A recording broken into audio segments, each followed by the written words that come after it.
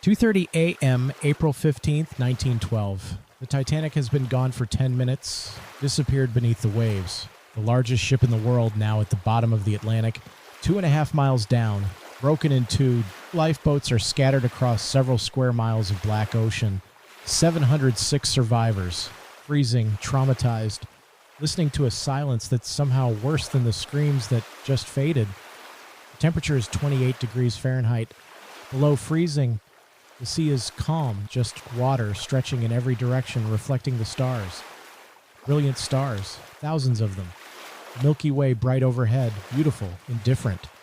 The survivors huddle in boats designed for daylight rescue operations, not all-night vigils in freezing water. No heat, no blankets, just cold, just darkness, just waiting. Waiting for rescue that may not come, waiting to see if they'll survive the cold. Waiting for dawn, waiting for hope. I'm Keith Conrad, and this is Sidequests. Today, the rescue of the Titanic survivors. Two ships, one pushing beyond all limits, one doing nothing. A story of heroism and cowardice, of leadership and negligence, of the choices people make when disaster strikes. 12:35 a.m., 4 hours and 30 minutes before Titanic sinks, RMS Carpathia, a small Cunard ship, 13,500 tons, eastbound from New York toward the Mediterranean. Routine voyage, normal night, Captain Arthur Rostron, 42 years old, experienced, decisive, asleep in his cabin. Then a wireless operator named Harold Cottam bursts in, wakes him. Captain, Titanic, she's struck an iceberg. CQD, they need help immediately. Cottam is 21 years old. He should have been asleep, off duty, but he stayed awake, decided to send one more message before going to bed. Called Titanic, got the response, come at once, we have struck a berg. If he'd gone to bed 5 minutes earlier, if his decision was slightly different, Carpathia wouldn't have known for hours, maybe not until morning. By then, Titanic would have sunk. Survivors would have been in lifeboats for hours. Exposed, dying. Many more would have perished. A 21-year-old's decision to work 5 more minutes saved hundreds of lives.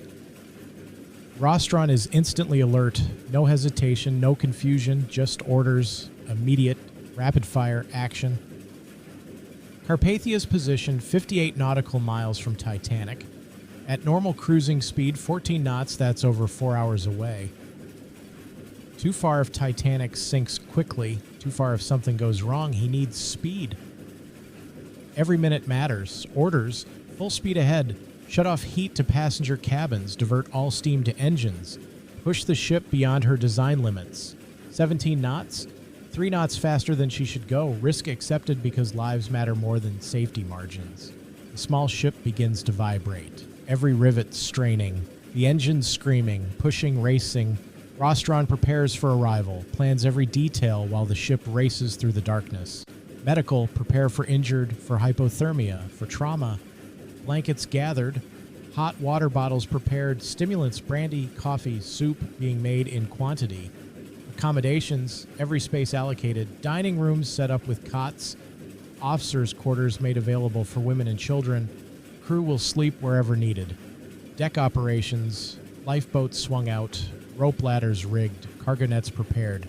Chairs rigged in slings for children. All available lights focused on the water. Everything ready before arrival. Lookouts, extra lookouts posted everywhere. Watching for ice, for survivors, for danger, because Carpathia is heading into the same ice field that sank Titanic. Racing at 17 knots through deadly waters. One collision and Carpathia goes down too. 700 passengers, 700 crew. Everyone dies. And Titanic survivors freeze to death waiting for rescue that will never come. But Rostron presses on, full speed, through darkness, through ice, weaving, dodging, threading between dangers, trusting his crew, trusting his ship, trusting that when they arrive, there will be people left to save. While Carpathia raced through the ice field risking everything, another ship sat motionless. Californian. 10 to 20 miles north of Titanic, close enough to see, close enough to help. Close enough that inaction was inexcusable. Captain Stanley Lord commanding. Throughout the night, while Titanic sank, while people drowned, while lifeboats filled with survivors, Californians officers saw white rockets, 8 rockets, bursting in the sky, clearly visible. They reported to Captain Lord repeatedly. Lord believed they might be company signals. Private communications, not distress, just business. He never came to the bridge, never investigated, never ordered the wireless operator awakened. Cyril Evans, Californian's wireless operator, had shut down at 11 p.m., told to shut up by Titanic's exhausted Phillips. Evans went to bed. The wireless stayed off. By the time Evans woke and turned on the wireless at 5:30 a.m., it was too late. Titanic had sunk hours earlier. Carpathia was already rescuing survivors. Captain Lord learned about the disaster from his wireless operator, not from his officers, not from his own investigation, from the wireless. Californian had watched the disaster unfold, saw the distress rockets, reported the disappearing ship, and done absolutely nothing. The distance is debated, 10 to 20 miles depending on who you believe. But even at the maximum claimed distance, Californian could have helped. Could have arrived sooner, could have saved people, should have saved people. If Lord had pushed through the ice at night like Rostron did, he could have reached the scene by 2 or 2:30 a.m. while rescue was still possible, while people were still alive, while action mattered. Instead, he sat, watched, did nothing, waited until morning to investigate the ship he'd been watching sink. 8 white rockets, 8 distress signals ignored. Californian was close. Close enough to change everything, close enough to save hundreds, maybe over 1,000, but Lord chose not to. The choice, or failure to choose, cost lives. 4 a.m. The eastern horizon begins to lighten. The survivors have endured 5 hours in lifeboats, 5 hours of cold, of darkness, of not knowing if rescue would come, then a light on the horizon. Carpathia, a name we are not likely ever to forget. We shall see her sometimes perhaps in the shipping lists, and the way her lights climbed up over the horizon in the darkness, the way she swung and showed her lighted portholes, and the moment when we read her name on her side will all come back in a flash. Lawrence Beasley on lifeboat number 13.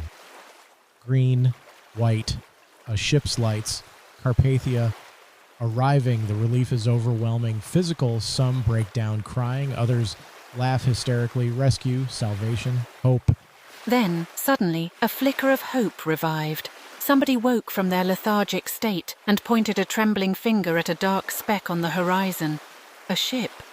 Not going away from us this time, but getting closer and more distinct every minute. Sudden joy seems at times almost as disastrous to the human makeup as sudden fear. Violet Jessup on lifeboat number 16. 4:10 a.m. First lifeboat spotted. Carpathia comes alongside. The rescue operations begin. Perfectly planned, perfectly executed. Rope ladders for those who can climb. Cargo nets for those who can't.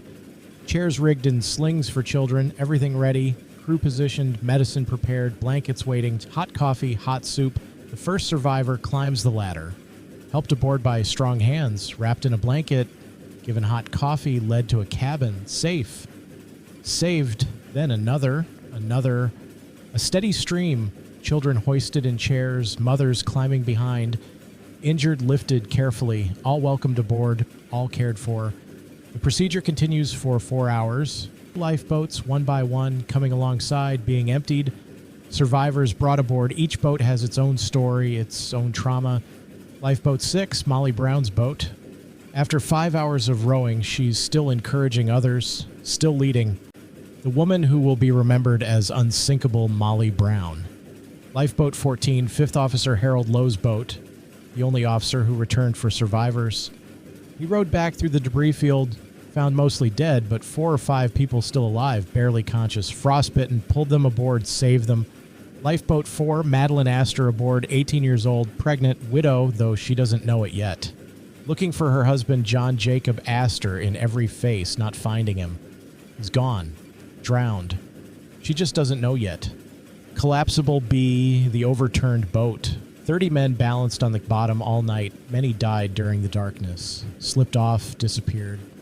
But some survived, including Second Officer Charles Lightoller, who kept them alive through discipline and leadership. However, anyone that had sought refuge on that upturned collapsible B survived the night is nothing short of miraculous. If ever human endurance was taxed to the limit, surely it was during those long hours of exposure in a temperature below freezing, standing motionless in our wet clothes. Second Officer Charles Lightoller, aboard collapsible B. Jack Thayer is reunited with his mother. She'd gotten into a lifeboat, searched for her son, assumed him dead. Now he's here, alive, 17 years old, traumatized, but alive, but his father is never found. His friend Milton Long didn't survive. Why did he survive? Arbitrary chance, 10 seconds, the difference between jumping first or second. Haunting. 8:30 a.m. The last lifeboat is emptied. The last survivor brought aboard. The count, 705 survivors, missing, 1,517 dead, drowned, frozen, gone, bodies floating in the ocean or sunk to the bottom, most never to be recovered. Survivors aboard Carpathia are processing horror beyond comprehension. Women search for husbands, checking survivor lists posted throughout the ship, looking at names, looking at faces, hoping, praying, mostly not finding. Most husbands didn't survive. The women and children first rule was enforced. Men stayed behind, men died, wives or widows. Many don't know yet. Still hoping, still searching. Eventually, the truth settles in. Children ask questions no one can answer. Adults try to comfort them. But how? How do you explain that your parents drowned in the Atlantic? That they're never coming back? Men, the few who survived, carry guilt. Why did I survive? Why did I get into a boat? Am I a coward? Should I have stayed? Should I have died? All are traumatized, all processing horror. The physical rescue is complete. The psychological recovery has barely begun. Carpathia sets course for New York. 3.5 days ahead. 3.5 days for 705 survivors to begin processing, to begin understanding, to begin surviving. The memorial service is held the day before arriving in New York. For the living, thanksgiving for rescue. Gratitude for Carpathia for survival. For the dead, mourning 1,517, prayers for their souls, remembrance, sobbing throughout, grief overwhelming, collective and individual, everyone crying for someone. For many someones, for the dead, for the lost, for the world that ended on April 15th, 1912. The trauma will haunt survivors forever, nightmares for years, for decades, for entire lifetimes, reliving the sinking, hearing the screams.